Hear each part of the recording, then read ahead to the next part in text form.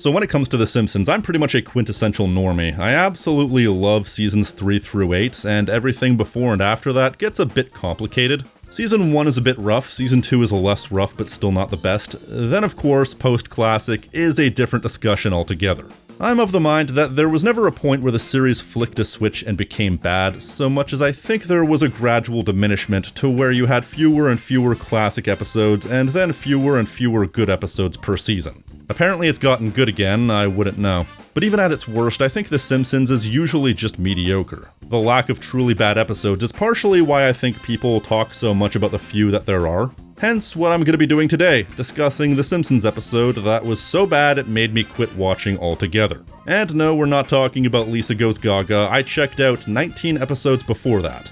We're talking about The Simpsons Treehouse of Horror 22, which is why we're discussing this during the Halloween season. Treehouse of Horror was one of those things I always made sure to tune in for, even as I started to become increasingly aware of just how mediocre the show was getting. So imagine how bad a Treehouse of Horror had to be for it to be the thing that finally makes me throw up my hands and say I've had enough. And I was 15 as well, and 15-year-olds aren't exactly known for their good taste. But even now, having rewatched this episode, I find that I hate it just as much as I did back then, even though I'm not an angry teenager anymore. Though when doing research for this video, I did find myself angry when I found out the writer of this episode also wrote Strong Arms of the Maw, one of the most infamous episodes in the series' history, most notably because of that one scene where a roided up Marge...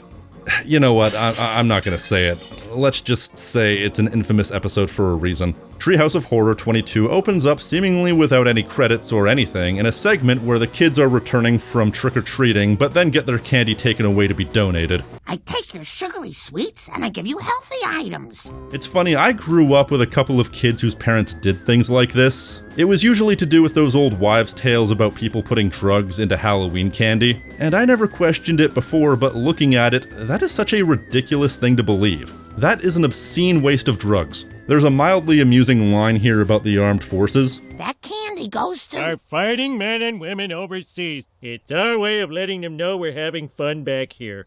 After which, this turns into a parody of 127 Hours. You know, that movie where a rock climber had to cut off his own arm? True story, apparently.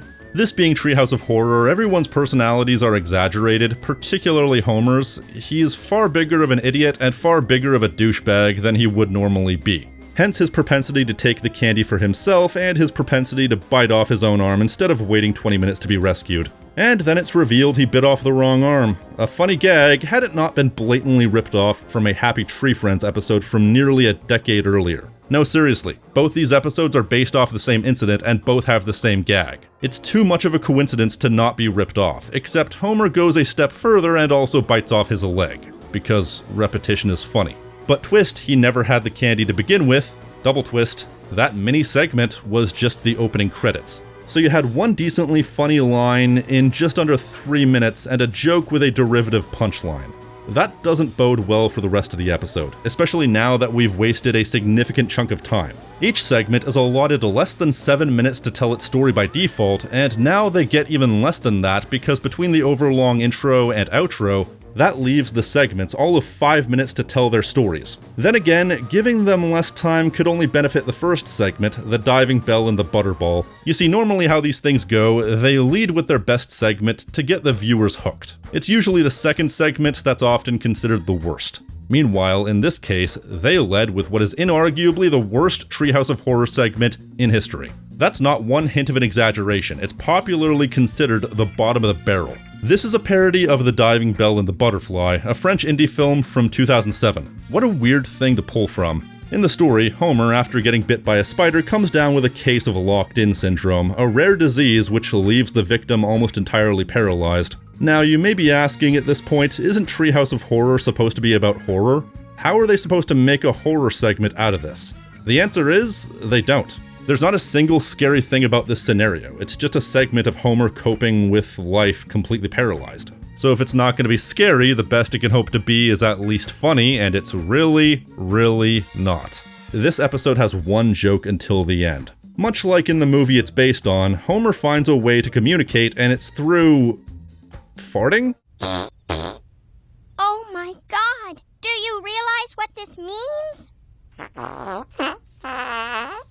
Oh my god. You know, outside of a single line in king-sized Homer, I don't think he's ever been characterized as gassy. And that was a line that was incredibly clever. After he gets stuck in a tank of radioactive gas preventing its escape, Bart says this. And I think it's ironic that for once Dad's butt prevented the release of toxic gas. Bart! Outside of that, has this ever been a central characteristic of him? Either way, this is a 5-minute segment and this is the one joke they have. Homer farting to communicate. And let me be clear about this, even the greatest joke of all time is gonna lose some luster after hearing it for the 50th time in 5 minutes. But this isn't even a funny joke, it's just a noise. I've never been above crass humor, but this isn't humor. It's just a punchline without a setup. I thought this back when the episode premiered, and I think it now. It manages to make 5 minutes feel like an eternity, and worse yet, nothing of significance happens. Homer uses farting to write a love letter to Marge, and that's basically the end. So it fails as a horror concept and fails as a humor concept, so why was this even made as a Halloween special?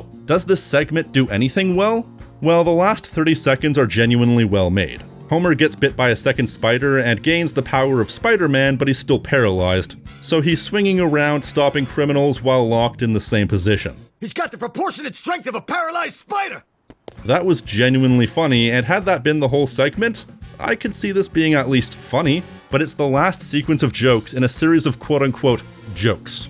This isn't just bad, it's aggressively bad. By itself, it was enough to make me want to turn off the episode, but I kept going. Segment 2, Dial D for Diddly, is infinity billion times better, but that still only makes it a 4 out of 10. This is a parody of Dexter with a name that's a parody of Dial M for Murder. This segment actually begins pretty solidly as far as horror is concerned, with an opening monologue and several fake-outs. Although even the Garden of Eden could use a nice cleansing rain now and then. They make you think Ned Flanders is gonna do all these horrible things, only to have them pull back and reveal them to be mundane chores. But then they twist it around with a moment that starts with praying hands, only to pull back to them being severed. That's a pretty solid sight gag. It turns out that Ned has turned to murder, but why? Well, he believes he's doing so by instruction of God himself, but it's actually Homer using a voice modulator and he's getting Ned to deal with all of Homer's enemies. Mr. Burns, Patty and Selma, Snake, and Sideshow Bob? Okay, time out. I know that Sideshow Bob has victimized the entire family at various points, but it seems kind of random in this case because Sideshow Bob is a Bart-centric character, and so having him be dealt with by Homer over other Homer-centric enemies seems odd to me. It's like if they were eliminating Lisa enemies and they killed Mrs. Krabappel. Sure, they interacted, but they're not tied to each other in any way. Also, shouldn't we be focusing on killing characters that don't actively deserve to die in order to make Homer look worse? Killing off some of these characters is practically a public service. But anyways, I've banged on about this for long enough. The big flaw with this segment is that it's simply boring. The concept is good, but it's not particularly scary, and there's maybe 1 or 2 decent moments throughout, such as the Roadrunner parody or the sight gag of Mr. Burns growing a third eye. But otherwise, it doesn't make the most out of its concept in any direction, and then it ends in possibly the worst way it could have ended. Naturally, Bart blows the operation, but in a really out-of-character moment. You want Flanders to kill anybody? He's totally in my power. Well, there's a tall boy in front of me in class, so I can't see the board. Why would Bart care that he can't see the board? His whole thing is that he doesn't care about school. They couldn't think of any better way to write past this moment. So anyways, Ned is pissed. He's committed murder, he's going to hell. So you'd think that since he's gonna go to hell anyway, that the ending would be Ned getting some justified revenge on Homer, but then maybe stops and realizes at the last possible moment that even the worst people don't deserve to die. And then Ned becomes the Batman or something. Fuck it would have been about as fitting as the ending of the previous segment. They could have established a pattern. Probably anything would have been better than what they actually did. Homer burns a Bible to prove that God isn't real, only for God to show up. He kills Homer, blames Ned, and Marge says a really contrived and out-of-place line to set up the ultimate punchline. But you're God. Couldn't you make everything the way it was? The wording is so unwieldy and unnatural in this situation. This is a horrible thing to happen, and she only worded it this way to get to the next joke. Well, I could, but the big man downstairs wouldn't like it. This then reveals that God is subjected to Satan, who's now courting Ned's late wife, Maud. Now, in the great words of Napoleon Bonaparte, qu'est-ce que fuck? Also, to anybody listening who speaks French, yes, I'm aware that's grammatically incorrect. That's the joke. Unlike the previous segment, which was painfully dull leading into a good ending, this segment was generally dull leading into an absolutely baffling ending. It's just a series of non sequiturs that I'm sure amused the writers, but I'm just left scratching my head. I feel like even in a Halloween segment like this one, once a specific tone is set, you need to stick with it. You could get away with this sort of thing in other segments that have a more fantastical tone, but this one is grounded and mundane. Only to come out at the 11th hour with a joke that's so completely out of place and isn't even particularly funny. It's kind of paced in a slow way and the punchlines don't really hit. The "for crying out loud" line at the end, it's just weak sauce as far as ending lines go. Oh, for crying out loud. A good ending can save a mediocre work, but this is just ridiculous. By this point back when I first watched, my trigger finger was itching because I really just wanted to turn it off. But back then, I stuck around, but only just barely. Finally, we have the third and final segment in the Navi. The name is obviously a take on the Village People song in the Navy, while the segment itself is a take on James Cameron's Avatar. A movie I'm not ashamed to say I absolutely despise. I went to go see it with my dad pretty much almost as soon as it came out, like maybe a couple days after Christmas in 2009. I thought the movie was boring, weird, and overly preachy. My dad loved it, and is convinced to this day that I loved it as well. And the fact that this episode's name is a Village People reference only makes it doubly fitting because he's also a big fan of the Village People and a big disco fan. He was even a disco DJ back in the 70s. I'm not kidding, he had the whole getup. Platform shoes, pimp hat and jacket, bell-bottoms, afro, the works. But anyways, the fact that I hated Avatar so much was the tipping point. I was already ready to turn this episode off back when I first watched it, and I got maybe 2 minutes into this segment before tapping out. I literally never watched it all the way through until today, and even then I can't really tell you much about it because it's so unbelievably boring. There is one good joke in this entire segment. How do those mountains float? They don't. They are falling. That's it. And other than that, I remember a lot of gross out visuals. I remember Sugar Bear Harris here having a really annoying voice. I am not yelling! This is my seductive voice! By the way, does anybody understand my quip about calling Kamala Sugar Bear Harris? For those of you who get it, it's very clever. But seriously, nothing happens. It's a bunch of white noise, and then because Avatar is a really long movie and they're having to squeeze the general beats into 5 minutes, the ending kinda comes out of nowhere with the army fighting the planet's wildlife. There are some neat visuals here, but it's really just one thing after another, with aliens or humans walking up to each other and attacking each other with some non-sequitur based attack. It gets really repetitive, and fittingly it also ends with a non-sequitur gag. I know I've said non sequitur a lot in the course of this video, but it seems like that's the only string to this episode's bow. But even non sequiturs have to have a good consistency to work as jokes. Just because it's a sequence of things happening that wouldn't normally happen, there still needs to be some sort of logic within the fictional work. Once again, this feels like a punchline to a joke where we didn't get the setup. Like, I understand that him yelling "Skinner" is sort of his personal punchline, but that's not humor in itself. By itself, it's just a word.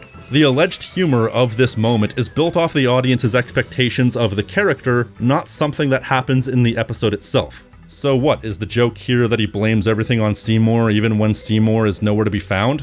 Whatever the gag, it's not well established to the point where it's just baffling. And that's a good word to describe this entire Halloween special.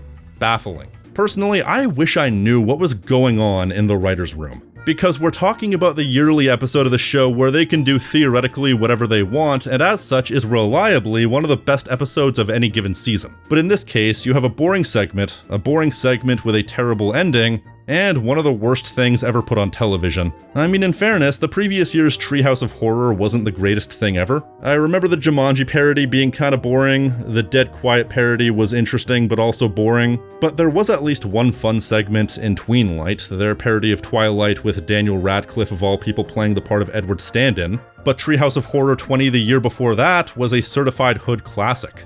Like, genuinely one of the best Halloween specials in series history. You got the Sweeney Todd parody, the zombie segment, and the all-time classic Crisscross segment, with a name that's really awkward to say. So it's astounding to me just how quickly the writing could diminish in just 2 years, to the point where the one episode I'm looking forward to is the one thing that makes me stop watching the series altogether. I feel like I'm in a bit of a weird position, seeing as I checked out long after a lot of people checked out. Hell, I checked in long after a lot of people checked out. I didn't start watching the series regularly until 2006, 2007, but like I said earlier, it's not that The Simpsons became bad so much as their ability to create classic episodes and then good episodes diminished. I genuinely think they still had the capacity to make good episodes by season 21, and seemingly by season 23, whatever little steam the series had left was gone. And I'm sure there are decent episodes in season 23, but I'm gonna hold off on actually watching them myself. Personally, I'm just gonna stick to the classics. I'm gonna go watch Margin Chains for the 11th time because that episode never ceases to make me absolutely bust a gut laughing.